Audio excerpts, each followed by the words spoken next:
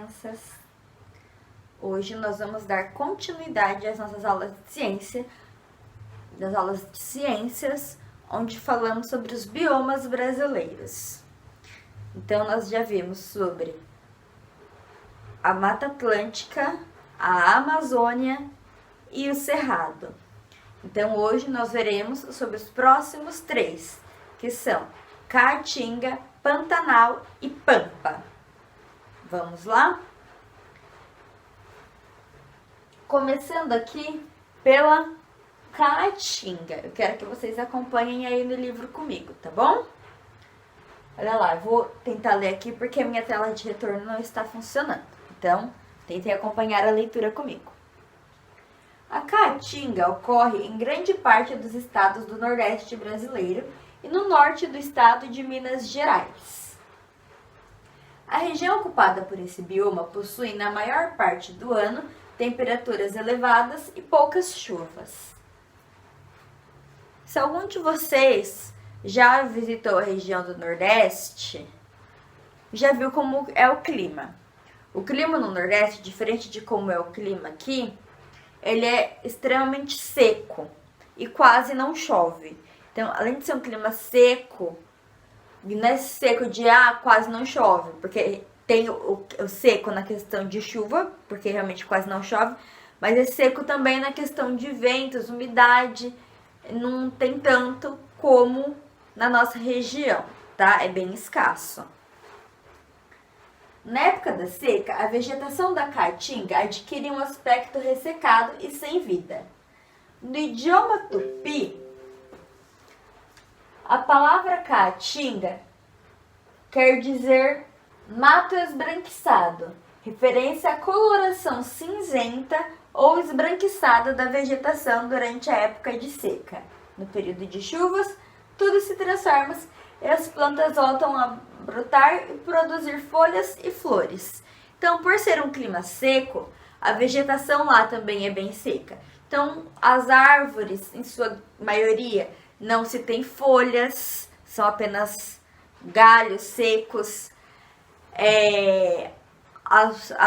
Em questão de plantas lá, é muito mais comum se ver cacto, porque é uma planta que retém muito líquido para si, então não precisa estar sendo regada a todo momento, porque ela já retém a água.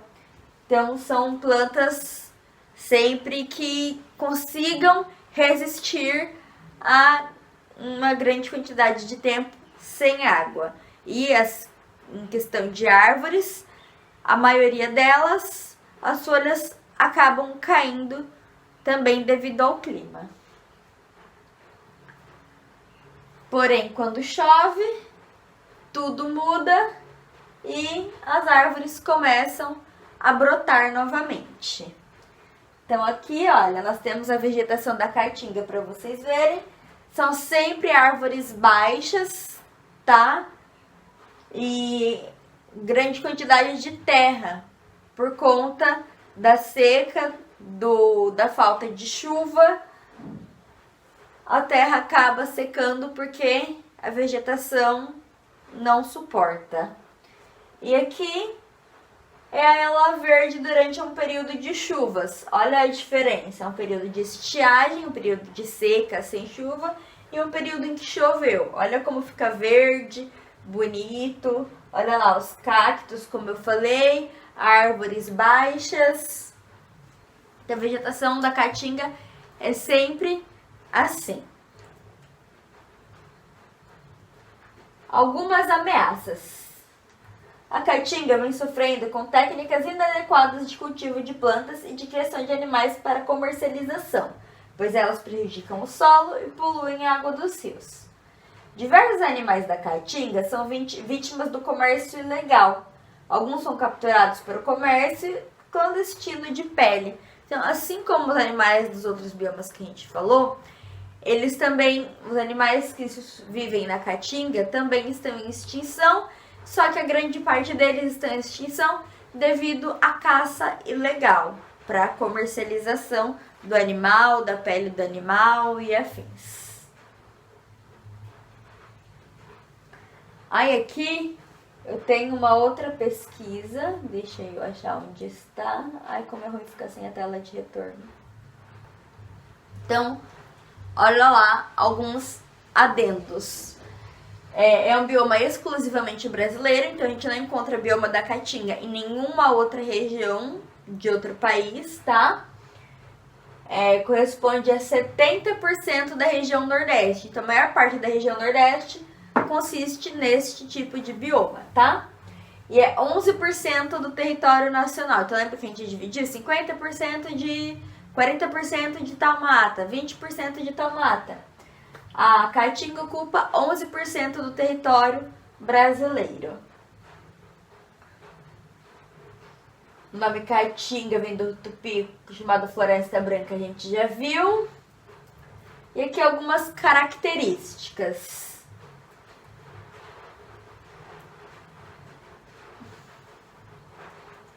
Esse bioma é afetado por secas extremas e período de estiagem, como a gente já viu. Por essa razão, a vegetação precisa desenvolver mecanismos de sobrevivência, em razão da pouca disponibilidade de água. A fauna é bastante diversificada e também é marcada pelas adaptações do clima. Então, isso a gente já viu, né? Aqui é a localização dela para vocês verem, olha. Toda essa parte aqui, a amarelinha, é o bioma da caatinga. Nessa região estão os estados da Paraíba, Rio Grande do Norte, Piauí, Maranhão, Alagoas, Pernambuco, Sergipe e Bahia. Só que se vocês repararem aqui, tem um pedacinho de Minas Gerais que também faz parte desse bioma, tá? O clima da caatinga é o que a gente fala que é um clima tropical semiárido. O que é o clima tropical semiárido? É esse clima de estiagem, de grande quantidade de tempo sem chuva e seco, tá? O ar não tem umidade, quase, é bem pouco. Tem temperaturas elevadas e a média é de 27 graus. Então, podendo alcançar números maiores, superiores a 32 graus. Então, é muito comum lá para eles, estamos a 38 graus, estamos a 40 graus. O que pra gente é que a gente só alcança essa temperatura no verão muito quente, na época de janeiro, assim, no máximo fevereiro de vez em quando. Pra eles é comum durante o ano, tá? A vegetação, como eu falei aqui, olha, bastante seco, os cactos, árvores baixas, com troncos, olha só, eles não são bem definidos, são todos tortos, tá bom? E algumas árvores ali ainda que resistem com as folhas, mas em sua maioria são galhos secos.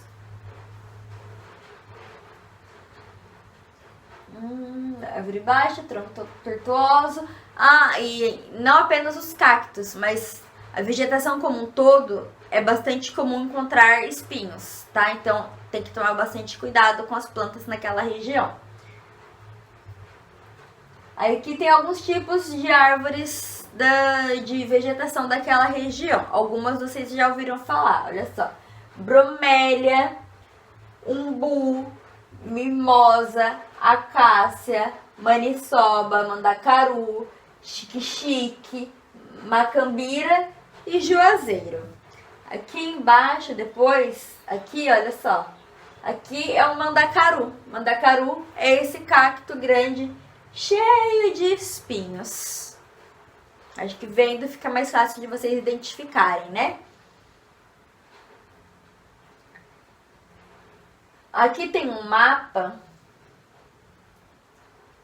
que fala mais ou menos sobre as características da caatinga, mas depois eu vou estar mandando para vocês um outro mapa, mas eu já falo sobre isso, que vai definir melhor cada uma das regiões para vocês poderem estudar. Aí agora falando um pouco sobre a fauna, sobre os animais. A fauna, ela é bastante diversificada, mas não tão conhecida, havendo diversas espécies de animais endêmicos, ou seja, que só existem ali naquele lugar e não existe em outro lugar nem do país, nem de outro país.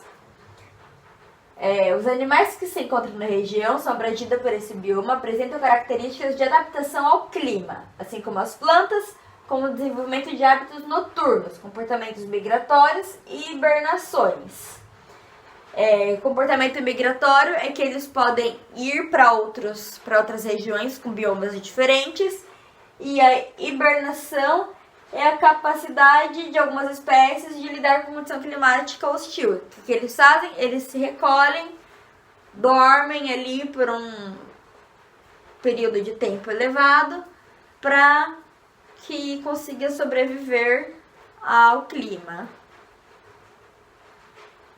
E ali, olha só, quanto à quantidade, são 178 espécies de mamíferos diferentes, 591 espécies de aves diferentes, 117 espécies de répteis, 79 de anfíbios, 241 espécies de peixes e 221 espécies de abelhas. Olha só, 221 espécies diferentes de abelhas.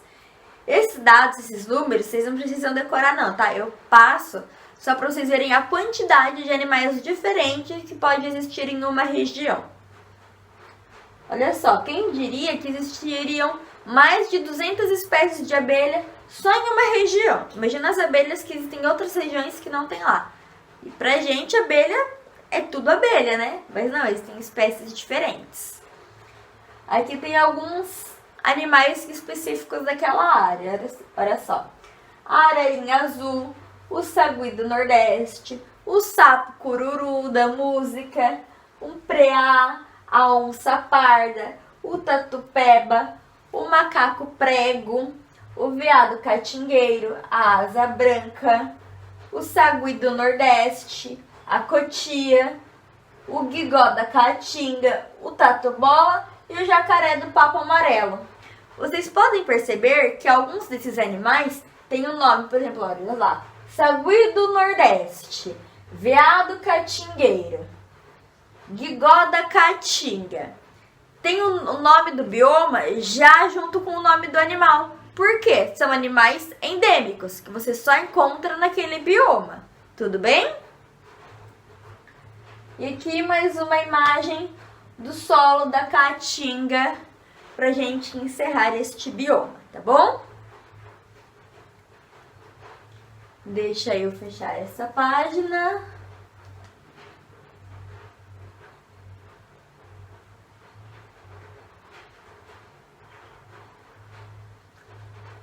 E vamos para o nosso próximo texto. Essa questão aqui não precisa ser respondida, tá? Pode passar para a próxima página. E agora a gente fala um pouco sobre o Pantanal. O Pantanal encontra-se na região centro-oeste do Brasil e estende-se por áreas dos países vizinhos, como Bolívia e Paraguai. Esse bioma está localizado em uma grande planície com muitos rios. Na época de chuva, essa planície é alagada. Então, planície é que é reto. Então, imagina um lugar que é reto. Por exemplo, o chão dessa casa é reta. Se começar a chover, tem alguma descida para a água ir embora? Não tem? É reto. Então, há grandes alagamentos, certo? Assim como é na região do Pantanal. A fauna e a flora do Pantanal são ricas e variadas. O tuiuiu é a ave símbolo do Pantanal. Olha só a imagem do tuiuiu aí no livro de vocês como é.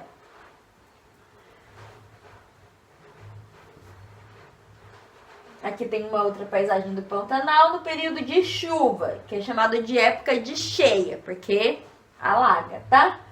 Quando o volume da água dos rios aumenta. Então, olha só, tem aqui a mata, mas aí no livro vai dar pra ver melhor do que aqui. Só que a mata, ela está alagada, você vê só a ponta dos matinhos, mas dali da ponta dos matinhos pra baixo, água, tá? Algumas ameaças ao Pantanal. A pesca e a caça ilegal representam grande ameaça ao Pantanal. Olha só, novamente a atividade humana é a principal ameaça ao bioma. Nós mesmos destruímos onde a gente vive, a nossa natureza, a nossa casa. Peixes e outros animais são muitas vezes capturados por mero esporte, ou seja, às vezes não é nem pra vender, é só por esporte, só por lazer eu vou lá e mato o animal. Além disso, existe também o tráfico de animais, que muitos deles são vendidos ilegalmente para colecionadores, criadores e pesquisadores estrangeiros. A ocupação das áreas para a criação de animais e o plantio da cana-de-açúcar e da soja ameaçam esse bioma. Além disso, a contaminação de solos dos rios como produtos agrícolas traz muito prejuízo ao Pantanal. Então, a gente viu já na aula de ciências, a gente já viu até mesmo na aula de história, sobre o plantio de cana-de-açúcar, a utilização ilegal do nosso solo. Então, ali no Pantanal acontece muito. Por quê? A região foi desmatada para poder plantar cana-de-açúcar e soja. São plantas específicas daquela região, daquele bioma, que dá para plantar naquele solo? Não. Até daria, se fizesse de acordo com o que a natureza pede. Eu planto soja agora, planto alguma outra coisa para a terra dar uma respirada, ganhar forças, aí depois eu planto de novo e vou oscilando, vou trocando as coisas que eu planto. Mas não, as pessoas plantam só cana-de-açúcar e só soja. E aí o que vai acontecendo? O solo vai se desgastando. Aqui tem como exemplo uma plantação de milho em Miranda, na região do Pantanal. Aí aqui, deixa eu mudar lá para o nosso outro texto, onde eu trago mais algumas informações para vocês.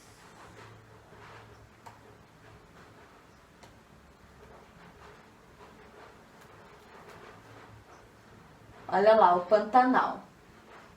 Tem como eu fechar esse daqui?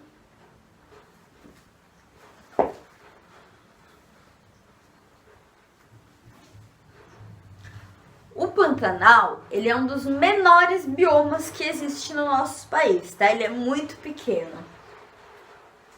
Sua localização está na região centro-oeste, ocupando os estados de Mato Grosso, só a parte sul do estado, tá?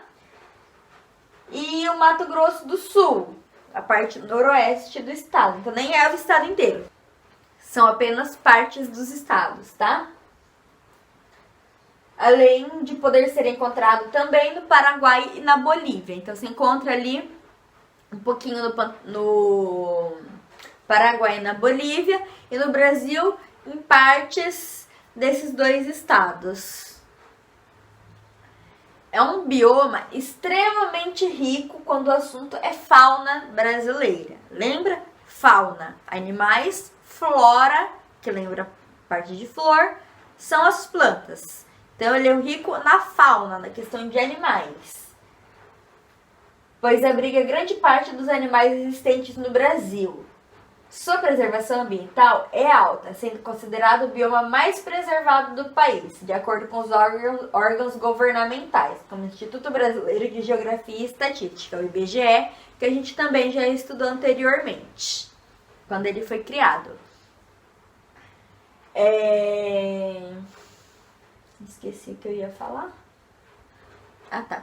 Então, apesar de ser um dos biomas menores do país, ele é o bioma mais rico em biodiversidade.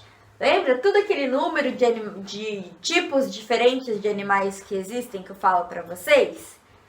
No Pantanal, esses números aumentam, porque há várias espécies diferentes, porque é a região mais bem preservada, ou seja, a região que quase não foi desmatada, a região que não é tão explorada assim pelas pessoas que prejudicam a natureza, os caçadores e afins.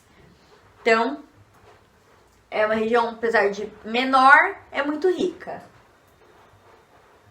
Olha lá as características. O Pantanal apresenta grande integração de outros biomas, podendo ter áreas de ocorrência como o Cerrado, a Caatinga e florestas tropicais. Entretanto, a principal característica desse bioma é sua planície inundada. Então, como eu falei que ele ocupa só partes dos estados e não ele como um todo, então você acaba vendo resquícios de outras vegetações, de outros biomas ali também, tá? Mas ele é muito característico pelo que eu falei. Como ele é plano, choveu, ele inunda. E ele fica em uma região que não é tão seca assim. Então, é muito fácil dele ser inundado.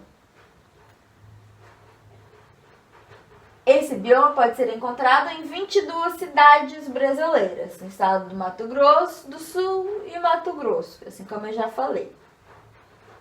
Olha lá a partezinha do país que ele ocupa.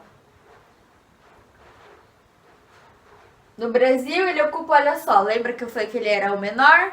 Ele ocupa apenas 2% do território. Enquanto um ocupa 40%, outro ocupa 11% do território, o Pantanal é tão pequeno que ele ocupa apenas 2% do território. Por ser uma área, como eu falei para vocês, que inunda, o solo ele tem baixa fertilidade, tá? Então não é um solo tão bom para plantação, cultivo, para venda, como eu havia falado. Justamente por essa inundação, o solo é pouco fértil. E aí o que estraga? Conforme foi falado de acordo com o texto anterior. Como o território não é tão fértil, ele não é tão rico assim em vitaminas, além das pessoas plantarem uma coisa só no mesmo solo, o que eles fazem? Para suprir a falta de vitaminas que aquele solo oferece, as pessoas utilizam de agrotóxicos, insumos químicos e agroquímicos para poder cultivar. O que é agrotóxico, insumo químico, agroquímico? São produtos químicos criados em laboratório para fazer a planta crescer mais forte. Só que a planta vai crescer mais forte, aquela química, se você não cuidar bem da sua vegetal na hora de você consumir, aquela química vai para dentro do seu organismo, isso faz mal para o ser humano, faz mal para o animal que vai também passear ali pela mata de repente e consumir, além de fazer mal também para o solo, porque não é apenas vitamina, é química, e química prejudica o solo, tá bom? Então, olha ali a vegetação. Ele é próximo à floresta amazônica e ao cerrado, então sua paisagem é bem diversificada, como eu falei. As árvores são de médio e grande porte, assim como na Amazônia e no Cerrado, tá? As vegetações elas acabam se parecendo um pouco. O clima é tropical, com 2 estações bem definidas. O inverno extremamente seco e o verão extremamente chuvoso. Então, no verão é muito comum você ver aquela área alagada. E no inverno ele é extremamente seco. Poucas chuvas e baixa umidade no ar. O que é umidade no ar? No ar que a gente está respirando, apesar da gente não ver, existem gotículas minúsculas de água. E que ajuda a gente a respirar e a limpeza do nosso sistema respiratório.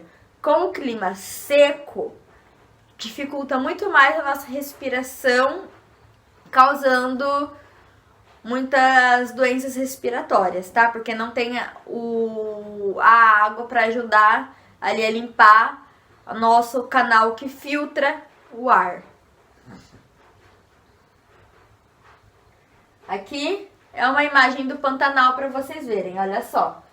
Vegetação de árvores um pouco mais altas, outras um pouco mais baixas e grandes concentrações de inundação.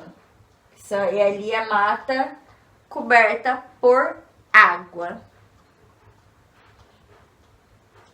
E quanto à fauna, o ecossistema, por ser parecido com a Amazônia, Cerrado e Mata Atlântica, ele tem alguns animais que também fazem parte desses ecossistemas, tá? Então, olha lá. Ele tem 132 espécies diferentes de mamíferos, como anta, capivara, veado, onça-pintada, morcego. 85 espécies de répteis, sendo jacarés a maior variedade. Então, onde você encontra a maior variedade de jacaré no nosso país é no Pantanal. Até por ser essa região ali com mata alagada. 463 espécies de aves, entre elas o tucano, a arara, o tuiuiu, o carão, que são aves extremamente raras do nosso país. E 35 espécies de anfíbios, como, por exemplo, a rã verde, que é uma rã extremamente verde. Sabe aquela caneta verde que a gente usa para grifar as coisas? Ela é verde mais ou menos daquele tom de verde. É um verde bem forte, verde cor de mata. E 263 espécies de peixes, pacu, pintado, bagre, traíra e entre outros. Olha lá o tuiuiu no meio da mata alagada. E por fim,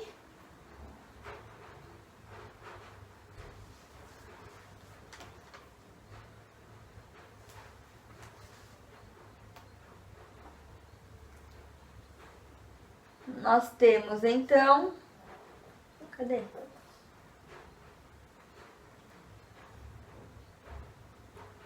O pampa.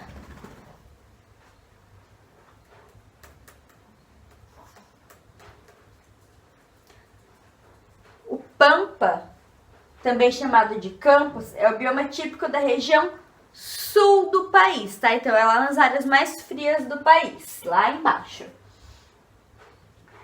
Ele se estende para além das fronteiras com o Uruguai e a Argentina. E nesse bioma predomina plantas baixas, como as gramídeas. Então, é uma grande concentração de grama, tá? Daquelas vegetaçõezinhas baixas mesmo.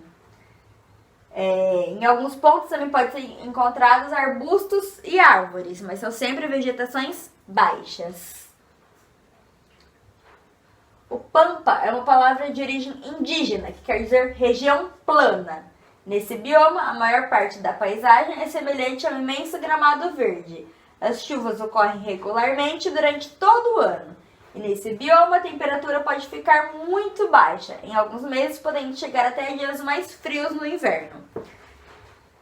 Essa semana mesmo que a gente está tendo essa aula, se vocês assistiram o jornal em casa, também das notícias, lá na região sul está chegando a nevar neste momento, porque as temperaturas estão tão baixas que é possível nevar lá no extremo sul do país, tá? Aqui a gente tem essa chuvinha, esse friozinho, mas lá é frio extremo, chegando a temperaturas de 0 ou abaixo de 0 graus e neva, pode chegar a nevar em algumas épocas do ano. Não neve forte, intensa, como nos países onde é comum nevar, mas pode chegar a nevar sim.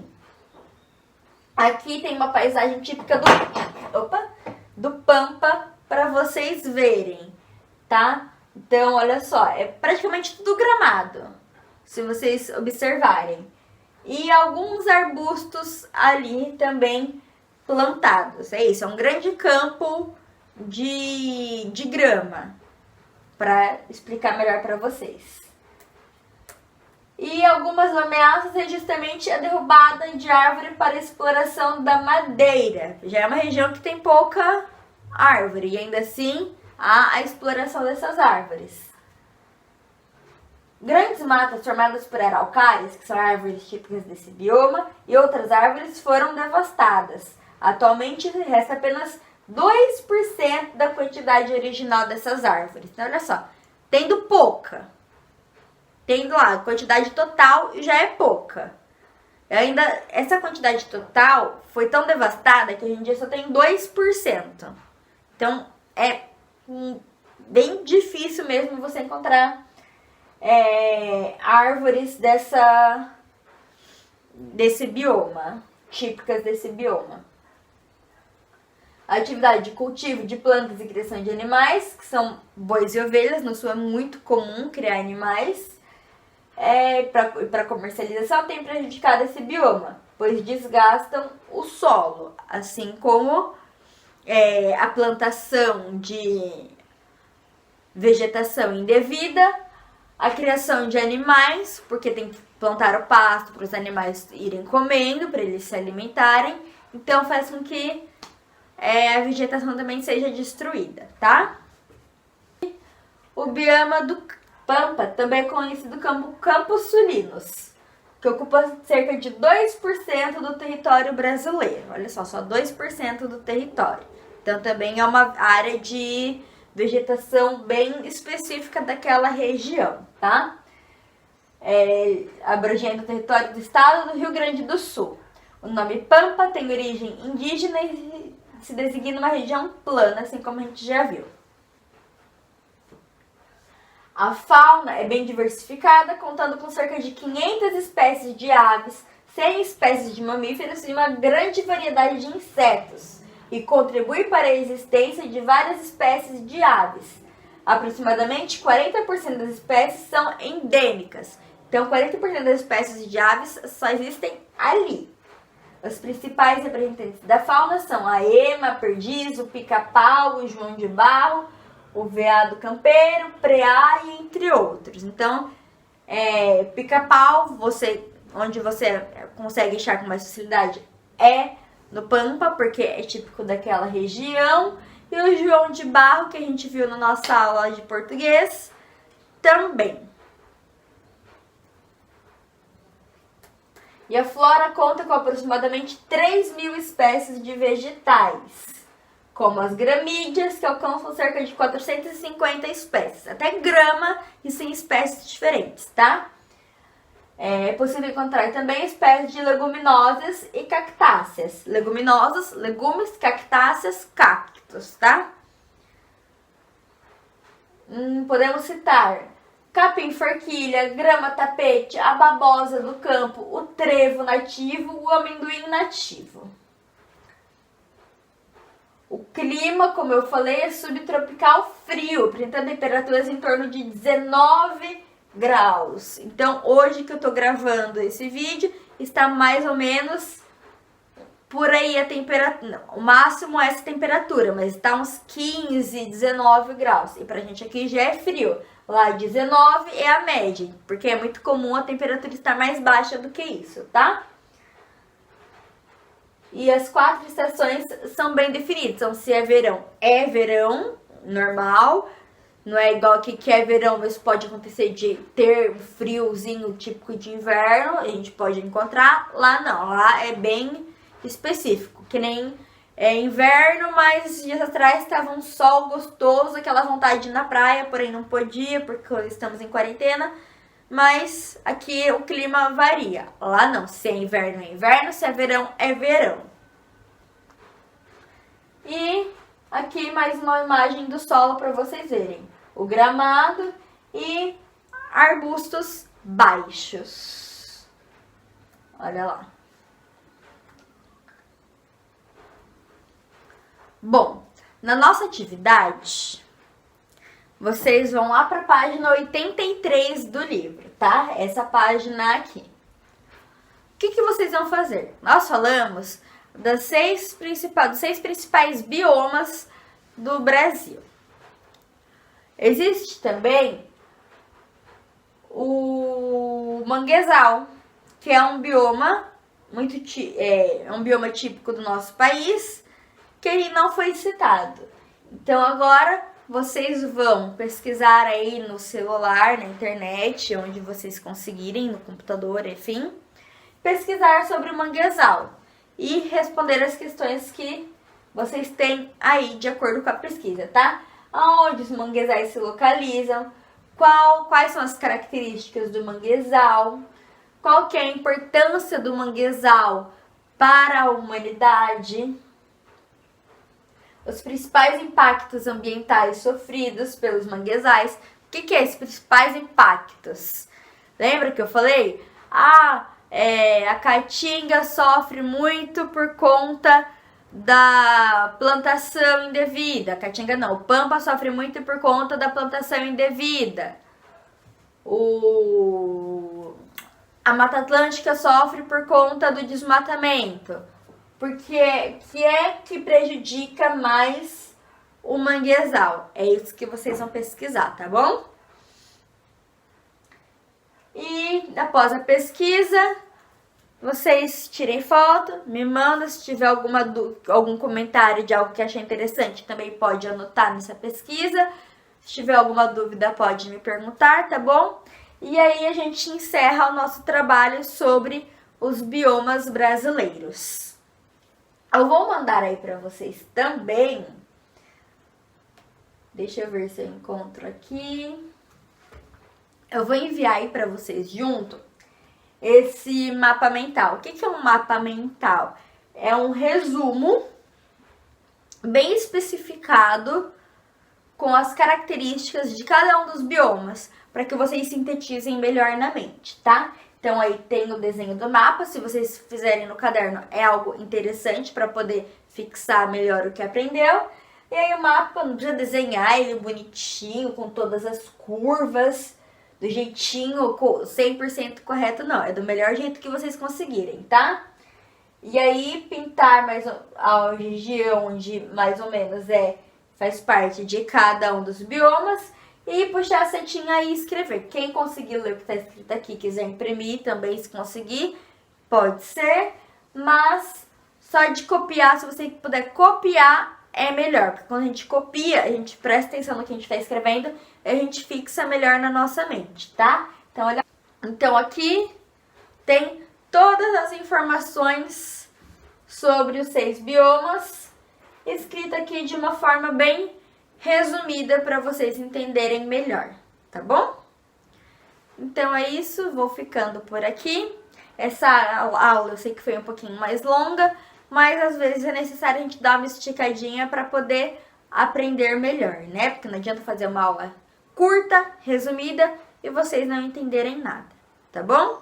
Qualquer dúvida estou à disposição para esclarecer. Um beijo e até a próxima aula.